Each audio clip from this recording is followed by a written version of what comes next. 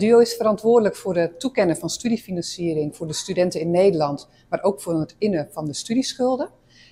En daarom zijn wij ook op Aruba om voorlichting te geven over de studiefinanciering in Nederland, maar ook om oud-studenten die terug zijn gekomen naar Aruba te helpen met problemen als zij die helpen bij het terugbetalen van de studieschuld. We geven tijdens 2 voorlichtingsavonden vanavond inderdaad informatie over hoe het werkt met studiefinanciering, aan welke voorwaarden je moet voldoen, welke bedragen aan studiefinanciering je gaat ontvangen.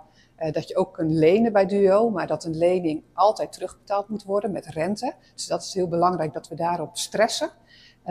Maar ook over het terugbetalen van studiefinanciering. Daar geven we ook een voorlichtingsavond over. En daar hebben we studenten of oud-studenten voor uitgenodigd die volgend jaar moeten starten met het terugbetalen. Om ze te vertellen waar ze dan allemaal rekening mee moeten houden en welke mogelijkheden er ook zijn. Want we merken dat er eigenlijk te weinig gebruik gemaakt wordt van mogelijkheden die er zijn bij het terugbetalen. Waardoor mensen veel meer moeten terugbetalen dan eigenlijk nodig is. En daardoor in de betalingsproblemen komen. Het is natuurlijk altijd heel lastig om een studie te kiezen die bij jou past. Daarom zijn op dit moment ook hogescholen en studenten die vanuit het Caribisch gebied nu in Nederland studeren, zijn hier nu ook op Aruba om workshops te geven daarover. Om te helpen om een goede studiekeuze te maken.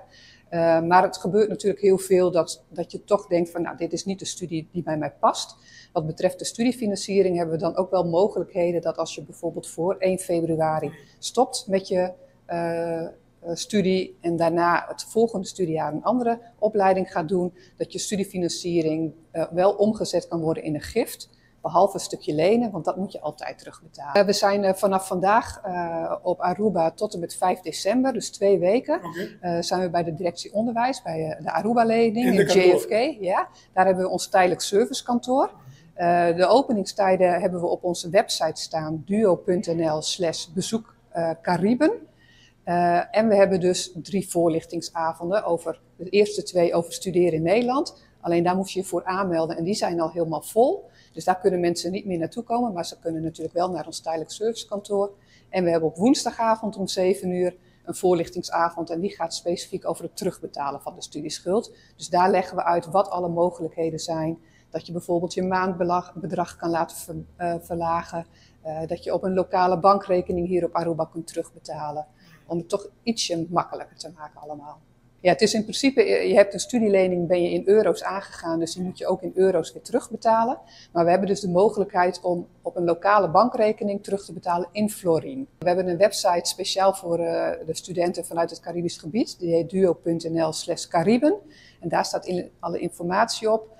We zijn nu op Aruba, dus mensen kunnen langskomen bij ons op kantoor. We zullen waarschijnlijk in het voorjaar weer langskomen.